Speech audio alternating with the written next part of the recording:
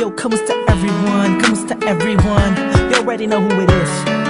Curse one, loves Breezy. Yep. Breezy boys. J Marshall Camp Records Entertainment. Napihag mo ko to Rock Criminal. I was one night, ako'y nasa isang tabi session kasama ang mga Breezy boys, may konting conversation. Kamusta Don? Kamusta Blake? Kamusta Lux? Kamusta Stick? Masaya ako't magkakasama tayo ngayon. Pero paabot mo na ng stick ng Malboro na pula, mali puti pala. Pero di na ako magpapaligoy-ligoy pa. Sabi ko sa'yo may sasabihin ako mamaya.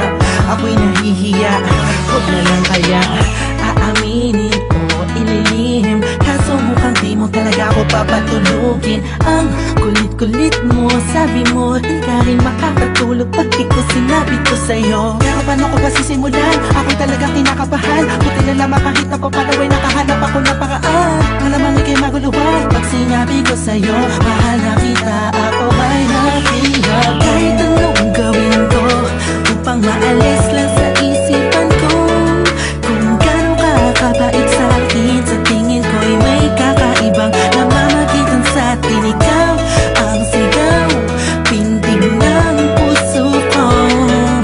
Salamat at naamin sa'yo, ako ay napihag mo.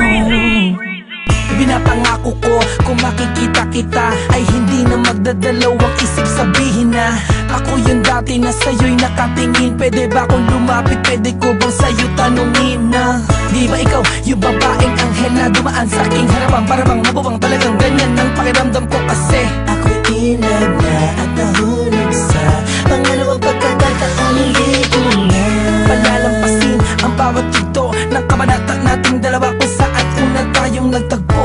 Ako'y nagulat at biglang napahinto nang hinawakan mo ang aking kamay at sabay tayong umupo.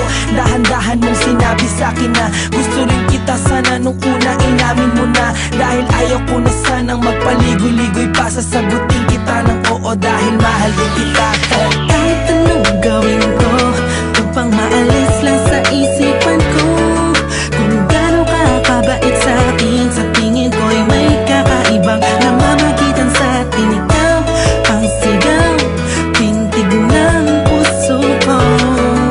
Salamat at naamin sa'yo, ako ay napihag. Araw na ang lumipas bago pa yung gabi na yun. Napapansin na kita, ngunit ayaw lumingon ang puso ko pagkat masyadong mataas ang paningin ko sa'yo. Aminado akong masyadong malakas ang dating mo sa'kin. Kabig-kabighani ka sa ningning na iyong mata. Ako'y nabago palari nga, ngunit parang alanganin na abutin ang katulad mo. Parang di ko kakayanin, masyado pang komplikado ang sitwasyon. Ayoko naman na samantalahin ang pagkakataon. Subalit di ko mapigilan ang pusong umahagas dahil sa kapaitan mo. Kasalanan ba na dalawang damdamin kung nagkakaintindihan ko? Napihag mo part 2. Kung meron akong mamahal